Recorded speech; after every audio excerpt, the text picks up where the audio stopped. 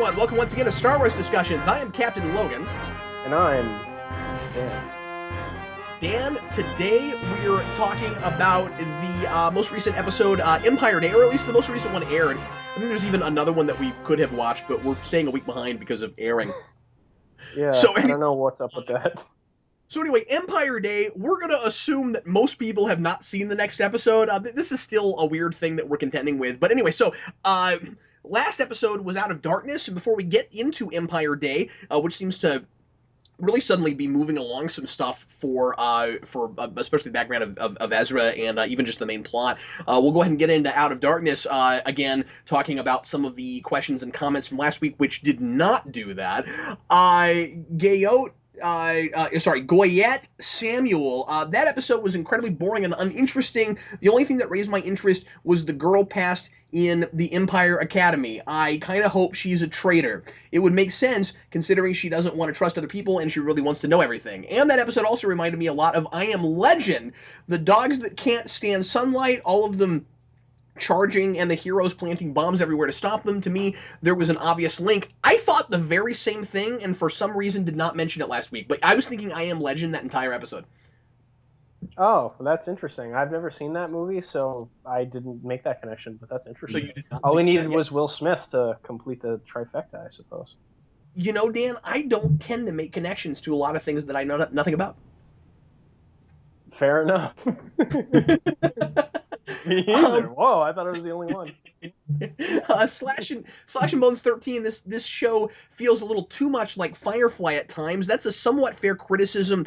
I think that the ways in which it seems like Firefly makes sense for the premise, I also think that they want to do kind of the blend of those shows. Like I think they're drawing from that material a little bit. So like I don't think that would be a criticism that would really phase the people making the show because I think that's kind of what they want to do. Dan, do you think that we're getting too far outside of the tone and flavor of Star Wars by incorporating that kind of that kind of feel of this ragtag group on a ship? I don't think so. I mean, I would argue that Firefly was somewhat inspired by the crew of Star Wars in the first place. So I think some of the personalities of the characters might be a tad bit similar to some of the characters in Firefly, from what I've seen. I haven't watched all of the show. I've seen a few episodes in Serenity. So don't, paint me as a expert on the material or anything, but it still feels like Star Wars very much to me. Everything atmospheric wise, the sound effects, the music, the world that we're in. I think we're pretty grounded in the Star Wars world. The one thing that I would have to say is I kind of wish we visited more locations in the Star Wars universe. That's the one kind of reservation I have about it in the kind of Star Warsy realm is I like traveling around the galaxy. That's kind of a thing they do in every Star Wars thing. We haven't been all that many places yet that are distinct and interesting feeling. They have hovered really close to that planet they picked Ezra up on in the first place. And I hope there's an explanation for that, because we don't know a whole lot about their end goals, and there seems to be one, as indicated by last episode. So we'll see. Hopefully they give us a good explanation for that. Yeah, that's a good point. I mean, that compartmentalization, that's the one thing last episode did that I think was really interesting and kind of kind of compelling, that it makes you go, oh, what exactly is the whole plan? It's kind of cool that they're keeping that from us. And I like being in the dark when certain characters are supposed to, and those are the characters that I'm following the most. Suddenly, it makes a whole lot more sense that we've gotten so little from Hera and about Hera because she's supposed to be super mysterious. Yeah, I'm very interested to see what happens with her once we do find out more about her. She has the potential to become really interesting. In Puzzle 98, you should see Lego Star Wars The Yoda Chronicles, because they actually do the thing with Admiral Akbar being obsessed with traps. No, they don't. That's amazing. Yeah, so we gotta watch that. Commentary. Dan, yeah, or something, because what I was going to say is I on purpose called this show Star Wars Discussions and not Star Wars Rebels Discussions, because I wanted this to be a catch-all for Star Wars. So there is no reason for us not to go back and review the Lego Star Wars movies, and it might be fun to even do like Thumb Wars. That was a late '90s thing. There's all I kinds of want fun to. things to go back to. I want to do a review or a commentary of some kind on the holiday special by Christmas time this year. I think that would be really fun. This year, yeah, let's torture ourselves. Merry Christmas! Life Day, my friend. Life Day. Life. Don't talk to me about life. Mass Sci-Fi fan, there should be an autobiography called "It's a Trap: The Story of Admiral Akbar." We got a lot of mileage out of that last week, didn't we? I feel like most of the Yes. comments are probably going to be about that. Yeah, and I might there's a faint possibility that I might be reading all the Akbar lines to try to perpetuate that and keep it going. Arthur Banks, Akbar's race is called Mon Calamari, just like their ships. That's what I thought. I thought it was called Mon Calamari, but I wasn't sure. Yes, I thought we had established that in the show, but maybe I'm wrong. I don't know. Uh, Thank you if we got it wrong, but I thought we had figured that out. You would I couldn't remember it, and I thought you had brought it up, but I'm not sure now. I'm doubting whether or not we remembered that now. I stuck you. So does Tori know that Django was never a Mandalorian? Also, the Mandalorians are still a warrior culture, sort of. The new canon is that after they lost their last fight in the Old Republic era, they formed a pacifist government. There was a splinter group that wanted to return to the old warrior culture status, but that's all established and explored in Clone Wars. I guess the question, Dan, is did you know that, and is that fully true that Django was not a Uh, Mandalorian? well, in everything I've read, he was a Mandalorian, including some of the comic books that Dark Horse put out relatively recently. I think in the first Star Wars Blood Ties miniseries, they say specifically that he was a Mandalorian and he was trained by them. So maybe I read that wrong, or I'm remembering it incorrectly, or you've read something that negated the things I've read. But I was always under the impression that he was a Mandalorian, and I thought that they kind of made that explicit in Attack of the Clones too, and some of the, or maybe it's some of the supplemental material. It's kind of hard to separate all that stuff in my brain because it's so like um, little character stuff given in those movies as compared to some of the supplemental stuff I had read as a kid. So I don't know. I was always under the impression that he was a Mandalorian, and the stuff about the Mandalorians being pacifists, yeah, that's specifically the thing that I had heard that I didn't really care for. But I haven't watched the episode, so I can't say whether or not they did it well. Maybe I could be made to like it if they did it well within the context of the episode. I don't know, but that idea at face value doesn't really appeal to me in the slightest. Let's go on now to today's episode, Empire Day. Dan, this is one of those things where I almost kind of wish that we were waiting until we watched the second part and just did this together. But we'll go ahead and discuss. I thought this was really good so far. Yes, this is one of my favorite episodes since the pilot. Not that I've disliked any episodes previous, and some have been quite good and enjoyable. But I like that this one is moving the plot along quite a bit. We're delving into some character stuff and some background, which we had talked about wanting and needing, especially in the last episode where it was just kind of action for 22 minutes, stretched and very thinly plotted. Um, it's more of like hints at stuff that are gonna come later, sort of like the last episode. But because it's a cliffhanger, I was more excited because it seems like they're going to pay everything off they set up here in the next part, like with Ezra's parents and things like that. So that had me more excited. I'm with Yeah, you. I like all that they're stuff. certainly they're certainly promising a lot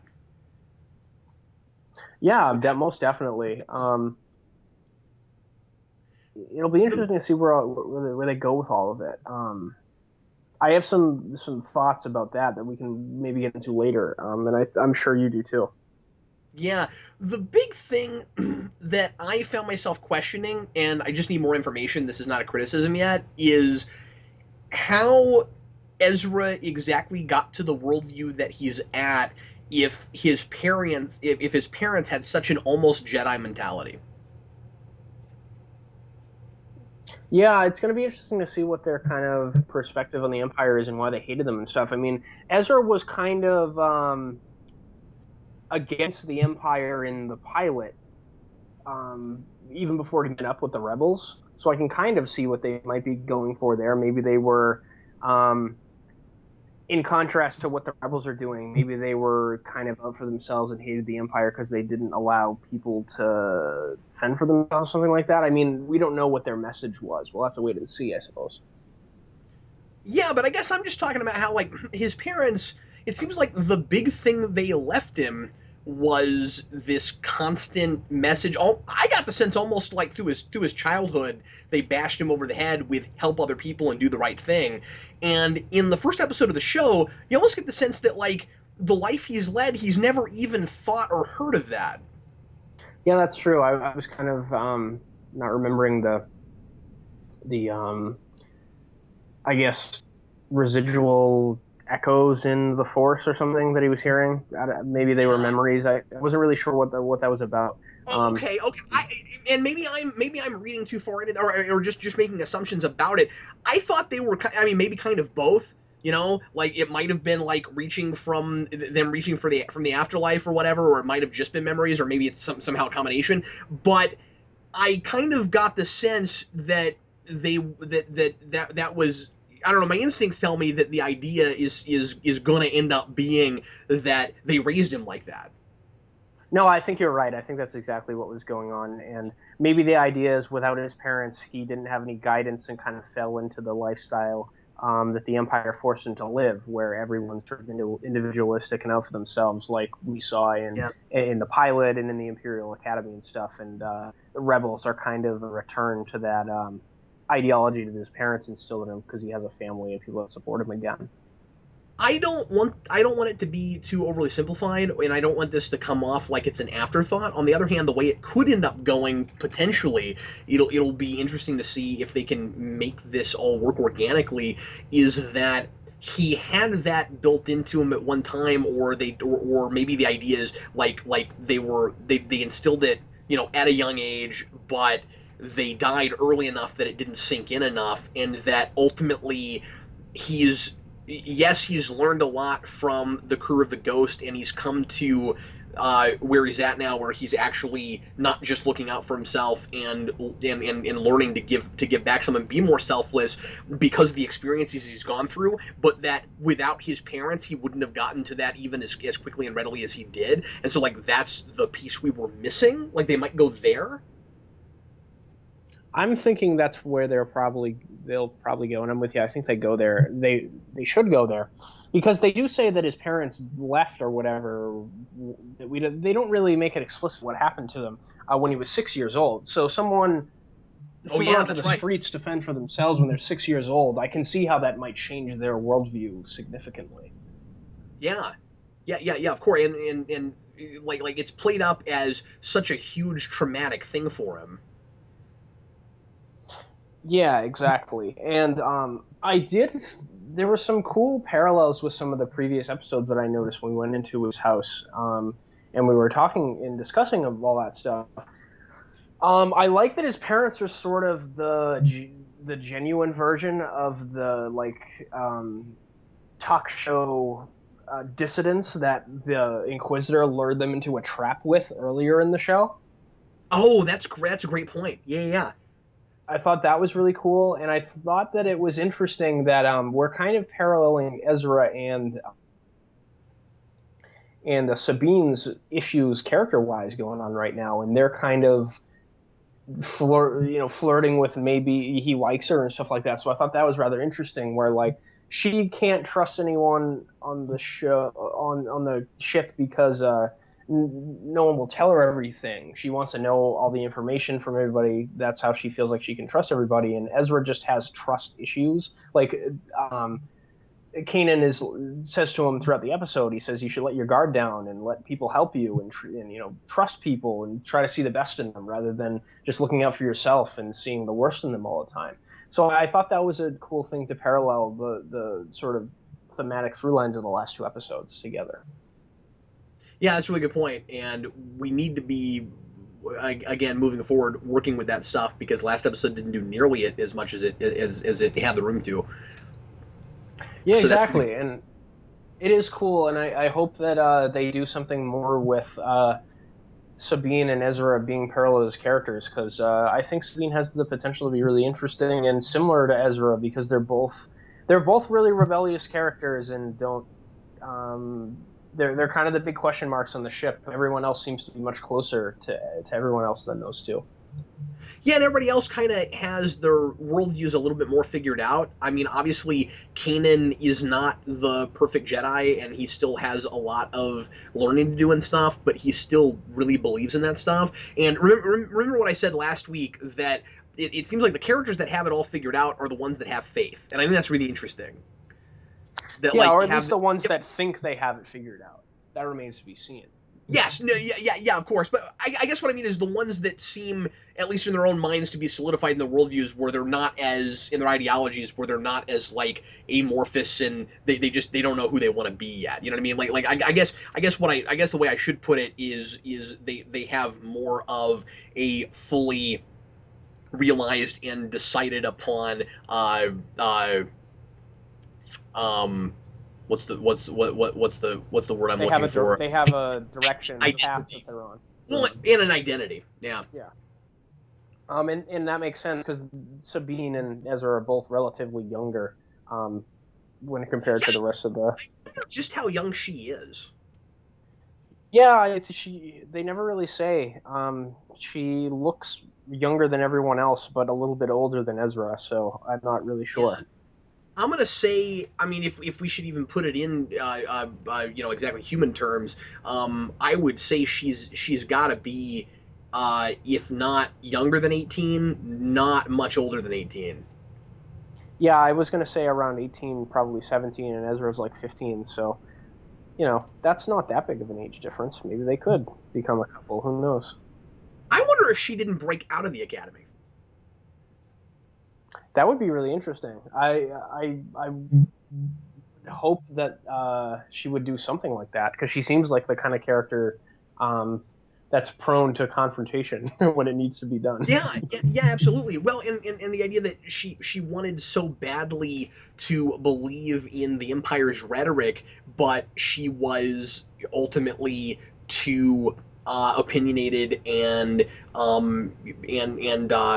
she she was too individualistic, and maybe didn't even know that about herself. And you got that since last episode, that there was a thing that happened that made her completely turn against that and change the whole way she looked at things. And I wonder if it's not one of those things where she was kind of always like that, but didn't exactly realize that about herself, because people don't turn on a dime like that.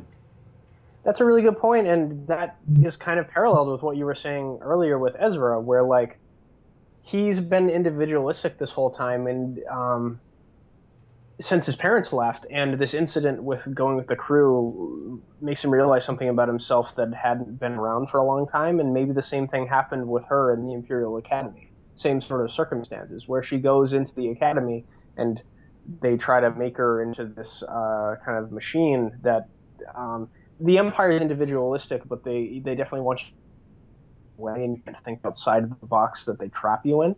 And she was Yeah. like, "No, I can't be like that." And she the same sort of thing could be happening for Ezra right now. That would be interesting to parallel those two characters in that way too. Yeah, and they certainly can't have exactly the same backgrounds, but like with her, she mentions last episode that there was something that happened where it was about being told to do things without having all the information, that blindly following orders. And like once she figured out what it was, like I think she must have been, maybe it wasn't bringing out of the academy, maybe she graduated, and maybe she was a part of something that was reprehensible. She was told to be that so Stormtrooper, and she was like, "This is dumb. I don't want to get killed." And then she left. Okay, look. So here's how it works. If somebody punches you in the face when you're wearing a helmet, you have to fall down and not get up. That's what we do as stormtroopers. Dan, let's jump around some other notes about this episode. I really liked I really liked the fact that at the parade, the actual theme being played by the parade was the Imperial March. I love that the Imperial March is now canonicized as the theme of the Empire within the canon. I love that. That's really funny. It's like they're self-aware of how evil they are. It's so funny. Yeah, it's pretty great. But then I mean, like, if you listen to some of like the marches and stuff of other regimes, say like obviously like the Nazi Party or something, like not that far outside the box, really. Oh, definitely not. Yeah, I'm with you. Some of Because the it's not like we think we're evil so much as like we're a force to be reckoned with. Like we're one big giant collective group and nothing can stop us and we're a force of nature. And I think the Imperial March, it kind of sounds like a thing that you might play. I mean, it's not that, and of course, it's John Williams. It's not that far removed from a similar march in the Nazi stuff in the Indiana Jones movies. That's true. Yeah, and I'm sure that he looked at all that stuff. I mean, I've Yeah, heard the victory song that the Germans played in World War II when they won battles, and that was just a general. The Germans had used that before when they had won wars and stuff, but it sounds kind of similar to that. and I don't know that they use it anymore. it sounds more menacing in that context. Yes, Yeah. definitely so. Yeah. I thought that was neat. I bought it. The only thing that makes me laugh about it, of course, is that I've heard that at so many sporting events That is that true. Yeah. that that when they're doing Empire Day and they're celebrating their wonderful oppressive empire, I'm like I'm like trying to figure out what team I'm supposed to root for. Yeah, let me tell you, whenever I'm at Fenway Park and they're playing the Yankees, that gets played a lot. Yeah, it gets So played a I'm with you. lot. I had memories going back to that stuff too. It gets played at high schools. I've seen it in a lot of marching band like competitions. Yeah, yeah, definitely. Even at UNH here, they play that at the hockey games when they play their rivals. So it definitely gets used to describe evil forces to be reckoned with. Yeah, that's right. This is what we think of the other team, or maybe it's our team is this force of nature. So I also really like that we are finally doing more of a big public terrorist demonstration. Yeah, I was gonna say that like the rebels are straight up kind of terrorists in here. I mean, there's always that saying that one man's terrorist is another man's freedom fighter. So from the Empire's Right. perspective, that's definitely what they are. But it's interesting to think about those sort of moral quandaries. I mean, because this is a kid show, nobody gets brutally murdered in the explosion. They just kind of fall off the platform. They're like, "Get them!" So, but Well, it definitely reminded me of that sort of thing, for sure. Well, I use the word terrorist because when what like you said, whatever group is in power, whatever is the reigning government, they're terrorists to them. I know you haven't seen this show, but I'm reminded of Deep Space Nine with the occupation of Bajor. It's always fun when I can go to Star Wars, when I can go to Star Trek when I'm talking about Star Wars. Yeah, we can be fans of both. Yes, we can. And Yes, we yeah, yes, we can. And when you look at DS9 and you've got the occupation of Bajor and before the background stuff before the series starts and you've got Kira like you had this oppressive force, the Cardassians against the Bajorans, and they occupied their planet for like years and years and years. And Kira, even though she thought she was on the side of right and is trying to uh, uh, like like uh, get rid of this oppressive government, she calls herself a terrorist. Oh, interesting. Huh. That's not a word that I've ever heard. Well, maybe I don't listen to all the terrorist propaganda, so maybe they've referred to themselves as that at some point. I only get the bits that are shown in the news here in America. But that's an interesting way to look at themselves. Yeah. That's not the term I would use, certainly. Well, and it's all about like some of it is motivation, some of it is why you're doing it. You know, if you're willing to break the air quote rules of war and you're because you think that that's necessary, it puts you more on the line of terrorist than soldier. You know, harder to call yourself a soldier if you're willing to murder like say women and children and stuff like that. I mean, I'm not saying that these people are doing that. I'm just saying that, in the eyes of the Empire, of course, they would be terrorists, and it's kind of nice to see them finally do a thing that seems like it actually would like rattle the Empire a little bit more than what they've done so far. Yeah, especially during a demonstration of their power like Empire Day. It was the perfect way to rattle them. And they were unveiling a new TIE fighter model too. So it's like, Yeah. a powerful regime unveiling their new tank or something and it gets blown up and they're totally embarrassed and rattled.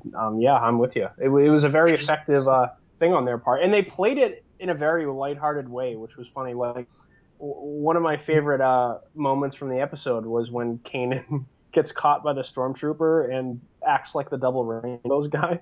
He's just like, "Whoa, there's fireworks in the sky. This is awesome." It was like Keanu Reeves as Kanan. No, I'm with you. I'm glad that they were able to have as much levity as they did because obviously it would be easy to play that too dark, but also Yes, definitely. these are people that are able to find. This is going to sound really funny. These people are able to find some kind of joy in the work they're doing because you know what they're doing in their mind they're heroes. You know, I mean they're trying to fix the world essentially, and also like they're going up against a force that seems to be made of a whole bunch of idiots because nobody's allowed to be to be very intelligent that works for this empire because they don't want anybody making waves. So it's kind of fun to go knock a bunch of stormtroopers over. I mean, it's hard not to just look at them as bowling pins. Like it's kind of fun to just go knock them all over. It is. It's really fun. So I don't know if I were them, I would have a hard time not enjoying myself too, especially if it's harmless in the sense that we know that nobody's gonna get hurt or killed. It'll be interesting to see if they go as far as having something like that happen accidentally at any point where like they have to face the danger of what they do that in order to enact the kind of change that they're hoping to enact it might require sacrifices and consequences that they're not ready for because like they're so jovial in this it kind of makes me think that would be a good place to go, but I don't know that they're going to want to do anything like that in a kid show. Yeah, it'll be interesting to see. I mean, we had speculated after the pilot that like everything was going to go dark by the end of the first season. Yeah, but then they did a whole episode about trying to get fruit, and all bets are off after that. Yeah, exactly. So we'll see. I mean, I think it would be neat. They did a lot of episodes in well, they were fighting on the same side, so you'd have to like distance yourself from the protagonists, and that might be kind of weird and counterintuitive to do an episode like this. But I think it would be interesting to do an episode from the perspective of a stormtrooper. Well, yeah, but it would be 5 minutes long because he'd get knocked out, and then Like that would be really cool though. that would be a dark episode because your life would be awful. Yeah. Well, what's really interesting though is that it might not be so dark because what if you were a stormtrooper long enough that you totally bought into the rhetoric and you just didn't even think about the implications anymore and you were so part of this collective and so brainwashed that like you thought everything was hunky dory. That's true. I mean, like that they are kind of trained that way, as we see in the Imperial Academy, like not to care if like other stormtroopers go down, and boy, they do not care when their comrades go down because they do not learn from their mistakes. No, they don't. Although some of that too is probably like kill or be killed. So I mean, maybe a lot of the stormtroopers are just like really hardened, and they actually have to keep their wits about them all the time, and yet that doesn't really work because they never have their wits about them. So And so I speaking, love the stormtroopers in this. They're hilarious. yeah, I do too. That's probably a make it or break it thing for some viewers. I wouldn't be surprised. I imagine some people are turned off by that. But like they sold me on it with the Academy episode. Like the fact that we got into the psychology of that made me go, okay, like they're not just doing it because it's funny, and we're gonna have to deal with homage and parody of the source material just for the sake of it. It actually comes from a place. Um, so that's really good. Speaking of dark, this is neither here nor there unless it ultimately ends up being a thing, Dan. At the very, very end, just before to be continued, we're on a cliffhanger. By the way, I like that they're going to give us some two-parters. That's great. Me too. That is cool. When Zebo says that he knows what happened to Ezra's parents, he is doing a mixture of English and alien words. And he Rhodian says a language, yes. Rhodian language. He says a word that is probably not English, but sounds a lot like lobotomize. Yeah, I noticed that too. Did you? Yeah. Okay, it wasn't just me. I wondered about that because I was like, okay, if they go that far, then all bets are now off the other way. Yeah, what if the Inquisitor lobotomized these people? How crazy would that Ah, yeah, and I think it's possible, Dan. be? Ooh, that would I don't be. know if it's just an alien word and they end up not going there. It's either a happy accident or they're trying to make us think the worst and let our dark imaginations go wild. Well, now that you said that, I'm not to be a sadist here and wish terrible things upon our You characters. they're lobotomized. Yeah, yeah, kinda. Just a little bit. Sometimes I want to look at Dan's notes. I'm like, I'm just imagining in your notes, hoping Ezra's parents are lobotomized. When you put it that way, I sound like a sick human being. Yeah, well, they're not real people, Dan. It's important to have perspective I know. and remember that this is a fiction and not have any breaks with reality, Dan. These people are real. Another note I wanted to make real quick before we go on to best moment, worst moment, unless you have more stuff, is I love how 70s all the tech looks in this. I like that too. The And one when we get other, to TIE Fighters, it really looks as 70s as it ever has, and I thought that was kind of fun. oh yeah, it did. I really liked all that stuff. The only other note I have is that I like that the Empire has a CNN style propaganda network. Yes, me too. That was so cool. Let's go on now to best moment, worst moment, and what was your favorite moment of the episode, sir? My best moment was getting to see Ezra's house. I liked. I mentioned before that his parents were sort of the authentic, genuine version of the way that the Inquisitor lured them into a trap in a previous episode. So I thought all that kind of stuff was cool. I like that they It's a showed. trap! Yes, it was a trap. And I was curious to know what that tape that he left on their desk was. He kind of dismissed it as something unimportant, but they lingered on it with the camera, and I was like, that's got to be something important later on. So that will be interesting to find out what that is. Okay, so my best moment is ridiculous, What was but it? but I just loved it and could not get away from it. I mean, really, the best moment is probably just a lot of the dogfight in space at the end because it's just really good action. Oh But yeah. the you've got this through line. You got this ongoing investigation that turns into a running gag with these TIE pilots that are trying to find the Rhodian that is Zebo, and they keep looking at this artist rendering and going, "No, that's not him," and it looks identical every time. Well, he did have a different skin color. Oh, did he? Okay, because I kept thinking that was a running gag. That they were like, yeah, we're gonna make them all look the same and make you feel really racist for going. They all look the same. The gag was that they went to the same guy twice. Oh, did they really? Yeah. Okay, because I thought that. Well, that's my point. Is I thought they all looked the same. Well, he just I was just saying that he didn't look identical to the picture, but they like two different people went up to the same guy and were extremely racist and were like, "Oh, it's not him." Okay, so I like that gag. I don't understand that gag. Still my favorite moment. Okay. But yeah, I don't know. I thought that whole thing was really kind of amusing. Yeah, it was Because really the funny. stormtroopers are so dumb. That's both my favorite moment and one of the That's So Stormtrooper, except I can't count it as that because they're technically TIE fighter pilots, but they probably went through the same academy, so, it still should kind of count. But don't worry, there's another one. What is your worst moment, Dan? I didn't have any moments that were particularly bad that I can think of off the top of my head or when I was doing my notes, I guess. Um, so I I picked wasn't prepared for this, so unfortunately I have no answer. so I picked for worst moment the cliffhanger because I wanted to see more. I kind of wish that I went ahead and watched the second part, but I didn't want to spoil or taint my not knowingness of the next episode for the discussion. So Yeah, I'm gonna feel bad if these actually aired together. I didn't even think of that.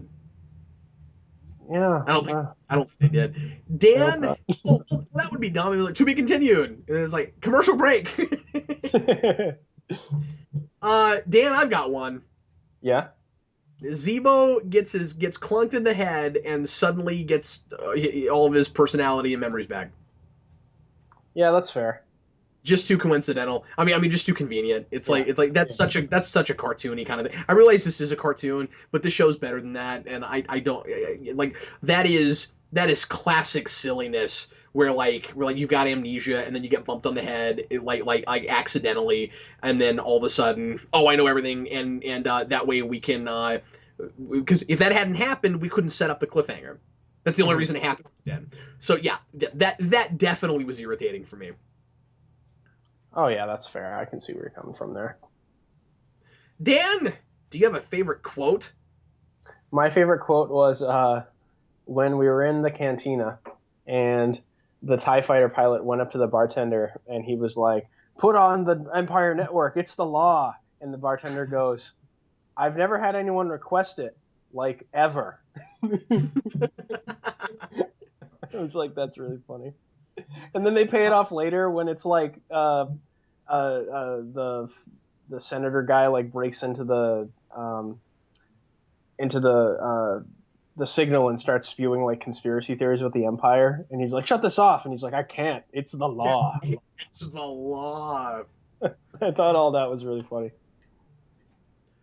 I was kind of waiting for that guy then to get arrested for treason and then for all of his fruit to get stolen, but that that didn't happen. Yeah, I'm kind of surprised he didn't. Ithorians kind of get pushed around a lot in Star Wars things I've seen, so Well, yeah, because surprised the because Empire didn't do that. everybody's mean and racist to them because their mouths are in the wrong place. Yes, and the Empire is notoriously racist against people that aren't of the human race. So the only, I mean, in the expanded universe, one of the only aliens that was ever in the Empire was Grand Admiral Thrawn, and he's one of the best Star Wars villains ever. He's great. Dan, I liked Ezra's "What is he like, a Padawan cat?" Yeah, that was funny. That was kind of funny. I liked Kanan pointing to the Inquisitor, like, if you want to take out somebody, take out that guy. Yeah, that was good too. And I also just wanted to note that Kanan says Han Solo's trademark "punch it" when he wants to go faster. Yes, yes, that's right. One other Caden line that I did like in relation to his double rainbow guy moment, where he was after he was done looking at the sky and I was my dad, he was like, "Yeah, the Empire, I love it." And he was like proclaiming his love. Really funny. Now it's time for, once again, That's So Stormtrooper. And Dan, that's so Stormtrooper for this week is this time Sabine knocks out a Stormtrooper with one punch. Yes, she does. She's She like, I need is that. she she is like 4 times smaller than Zeb, and even she can take. And she's like, "Oh man, that hurt a lot. I miss Zeb." And that should have done nothing to that Stormtrooper. He's wearing a helmet. Their armor is so bad. I know we keep laughing at that, but it's still funny because they do it almost every time the Stormtroopers show up. It's really funny. Dan, do you have Uh, anything else for that so Stormtrooper? I don't think so. I mean, there was that stormtrooper like formation that they had that was totally ineffective at stopping the transport. Like they were able to rip through a transport with a transport just by running at it. It's like these are the most poorly constructed vehicles of all time. They had You like guys, walkers and everything, and they weren't able to stop a transport. They had troops, guys, two walkers, and a blockade, and they got through it. you guys seem to have forgotten that you're a blockade. Yeah. Oh yeah, you set up a perimeter. Why? They're just gonna drive through it, and we're gonna jump out of the way. Let's save some All he's lives and got not attempt to do this. all he's got to do is stub a walker's toe, and it'll fall down, and then mess the whole thing up. I mean, what is the point? Don't use walkers. God, we'd be better with bricks. Let's just build a brick wall right here. The Ewoks beat us with rocks and logs, so let's just use those. Yeah, it seems like what the Empire is really lacking is just rocks and logs. There's a severe lacking in rocks and logs. Okay, let's go on to predictions and hopes. And Dan, you said like maybe you had a prediction. I think we're going to find out more about the Rebels' wider plan or purpose in the next episode. Since Ezra's parents were sort of rebellious types, I think they might have connections to what the larger plan of the ship might be. In because all of these rebels have to be communicating, and if his parents were like prominent dissidents and were the Empire saw them as enough of a threat to like take them away, I think they might be connected to all this stuff, and I think that would be really cool to have an episode where we find out a lot about Ezra's backstory, and it also plays into the plot and what these characters are trying to accomplish. I think that would be a really cool way to do all that stuff and tie it together. Sounds weirdly like Sky right now on Agents of Shield, Oh, really? where it's like where it's like her parents are like a major linchpin in the background of the story and all that. Yeah, Maybe his dad is that dude they were communicating with. Who knows? yeah. Maybe his dad's the Inquisitor. No, I'm kidding. Dun dun dun dun dun dun dun. The Inquisitor's like, I am your father, while he's That's got like spinny lightsaber right in his face. that's predictable. I don't really have any predictions beyond that. I kind of just want to see what the next episode gives us. Except to say that the Inquisitor is probably going to have another lightsaber duel with Kanan next episode. Right, right. That's going to happen. That would be cool. I liked his helmet in this episode. That was really cool. I did not notice his helmet, Dan. Oh well, when he was driving, I mean, piloting his Tie Fighter, because He had drive a what, spaceship. helmet. Oh, I guess he was flying a TIE fighter, yeah. Yeah. Well, now it's time to go on to trivia questions. And what was yours last time, Dan? Are we going to do references? No, we don't do that anymore. You have references? I do. Cool, go ahead. So Sibo's implant looks like Lobot's from Empire Strikes Back. Lobot is the bald servant dude that Lando has in Empire that has no lines. And he has the same implant as Sibo. And the targeting computer on the Inquisitor's TIE Fighter is the same one that Darth Vader has on his TIE Fighter in A New Hope. It looks exactly the same. So that was pretty cool. Yeah, and that's why it looks like a vector graphics video game. I wanted him to say, I have you now. But that's predictable. Yes, Oh, yes, it is. Dan, I just skipped that because every time I ask you about prediction or about like references and tidbits, you're like, yeah, I don't have anything. Oh, sorry to Today, defy I have expectations. things. No, last week I was like, do you have any tidbits? And you were like, my trivia question is. And I was like, okay. Just plowing on through. Apparently, Dan doesn't like that segment. So, thanks for warming up to the segment we've done on every other show we've ever done in this format. My All right, pleasure. all But right, Dan. If with your permission, we'll move on to trivia questions. I grant thee permission to move on. You shall not pass. Okay, Dan, what was your trivia question from last time? What was the answer, sir? My trivia question for last week was, in which Star Wars thing did Boba Fett, the best bounty hunter in the galaxy, make his first appearance? And the answer was the Star Wars Holiday Special. Now, Dan, is it true that there was a scene with him just standing in the background in A New Hope that got caught? Possibly. I've seen the extended edition. There's like a scene with like CGI Jabba the Hutt, and I think that might have been original footage. So yeah, um, he might have been in that movie on the cutting room floor. I think that's actually what happened. But the first time he appeared, that people actually saw him was in the Right. holiday special. No, I just wanted to ask you that question because that means that he wasn't created for the holiday special. Right? Yeah, he wasn't conceived for the holiday special, which would have been hilarious. Which would have been kind of the funniest thing in the universe. That was first sent to us by the correct answer was first sent to us by Michaela Filipovic. Man, some of you people need to have easier names. I'm Yeah, telling you. like bamboo, bamboo, bamboo. Bamboo. Embrace Anyway, no, panda. I'm sorry.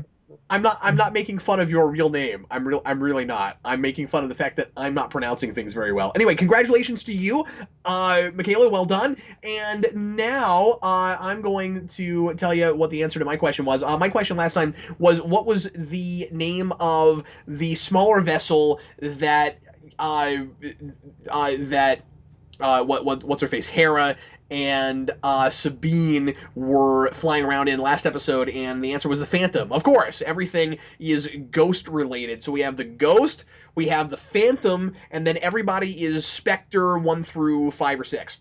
All we need is a poltergeist and we're set. Always. You know there's going to be like a bomb or like a rocket launcher. There's going to be a rocket launcher called the Poltergeist. That would be So that just sounds awesome. like a really awesome, badass name for a rocket launcher. Yeah, you don't mess with my secret weapon, the Poltergeist. It sounds It's like got a cloaking device because poltergeists are supposed to be invisible. Is it useful to shoot people with an invisible gun?